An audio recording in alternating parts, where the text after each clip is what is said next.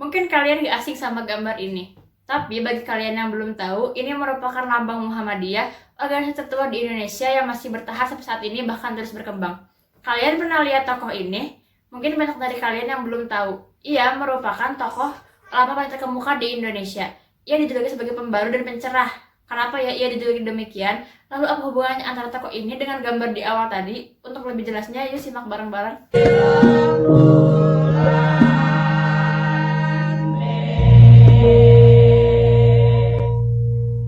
Kalau kalian jawab Ahmad Dahlan, berarti jawaban kalian benar.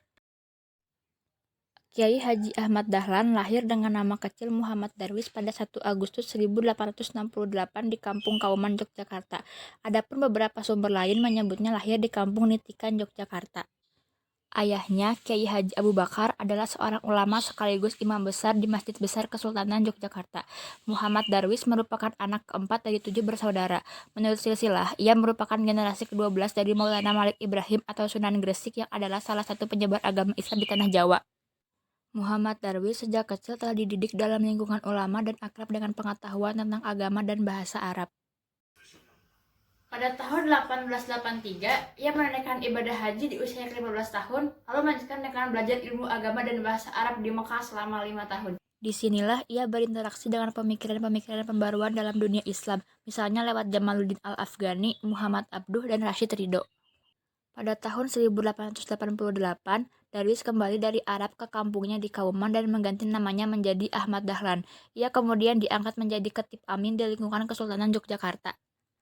Di usianya yang ke-20-an tahun inilah ia mulai merintis jalan pembaharuan. Salah satu upayanya adalah membetulkan arah kiblat Masjid Agung Yogyakarta yang menurutnya tidak tepat dan tidak sesuai dengan ilmu falakiyah yang dikuasainya. Usaha ini sempat menimbulkan pertentangan dan penolakan, bahkan langgar atau musola Ahmad dirusak oleh orang-orang yang tidak suka dengan apa yang ia lakukan.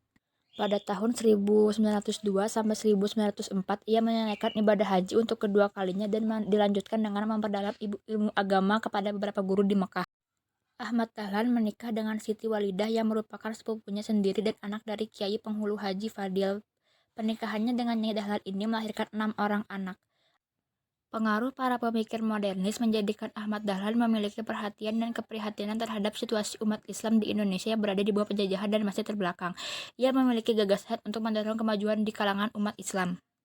Salah satu strategi yang dilakukannya adalah dengan berdakwah dan mendidik para calon pramong praja yang belajar di Osvia Magelang dan para calon guru yang belajar di Quake School Jetis, Yogyakarta. Ia kemudian mengajukan izin kepada pemerintah kolonial untuk mengajar pelajaran agama Islam di kedua sekolah tersebut. Strategi ini terbukti berhasil. Pemahaman tentang Islam yang maju dan yang digariskan oleh Ahmad Dahlan dengan segera dikenal dan diterima luas di kalangan para priai dan kelompok terdidik. Ahmad Dahlan berhasil menanamkan kepada para muridnya bahwa Islam tidaklah identik dengan keterbelakangan, bahkan sebaliknya, Islam memuat banyak ajaran yang mendorong untuk maju dan menerima kemajuan. Para priai dan kaum terdidik inilah yang nantinya akan menjadi pengikut utama dan sekaligus pendukung gerakan pembaruan Islam yang dirintis oleh Ahmad Dahlan. Pada 18 November 1912, Ahmad Dahlan kemudian mendirikan organisasi Muhammadiyah untuk melaksanakan cita-cita pembaruan Islam di Nusantara. Pendirian Muhammadiyah ini mendapatkan penolakan yang besar baik dari keluarga maupun dari masyarakat sekitar. Ahmad Dahlan dituduh hendak menjadikan agama baru dan menyalahi ajaran Islam. Ada pula yang menuduhnya kiai palsu karena meniru bangsa Belanda yang Kristen. Bahkan ada pula orang-orang yang mengancam akan membunuhnya. Namun rintangan-rintangan tersebut dihadapinya dengan sabar. Segera setelah didirikan, Ahmad Dahlan mengajukan izin untuk mendapatkan status badan hukum bagi Muhammadiyah kepada pemerintah Hindia Belanda. Permohonan ini baru dikabulkan pada tahun 1914. Namun izin tersebut membatasi Muhammadiyah hanya boleh bergerak di daerah Yogyakarta saja. Pada tahun 1921, Ahmad Dahlan mengajukan permohonan kepada pemerintah Hindia Belanda untuk mendirikan cabang-cabang Muhammadiyah di seluruh Indonesia. Permohonan ini dikabulkan pada 2 September 1921. Pada Oktober 1922, Ahmad Dahlan memimpin delegasi Muhammadiyah dalam Kongres Al-Islam di Cirebon. Kongres ini diselenggarakan oleh Sarekat Islam guna menggalang persatuan umat Islam.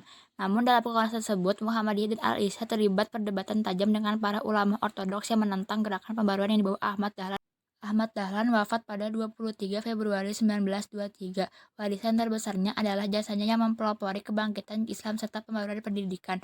Muhammadiyah yang didirikannya juga berperan besar dalam perjuangan-perjuangan kebangsaan selanjutnya. Banyak tokoh besar juga lahir dari rahim Muhammadiyah, termasuk para pendiri negara seperti Soekarno dan tokoh-tokoh lainnya. Atas jasa-jasanya yang besar, Ahmad Dahlan dianugerahi gelar sebagai pahlawan nasional pada tahun 1961. Nah, jadi kalian udah tahu kan siapa sosok Ahmad Dahlan dan apa hubungannya dengan Muhammadiyah?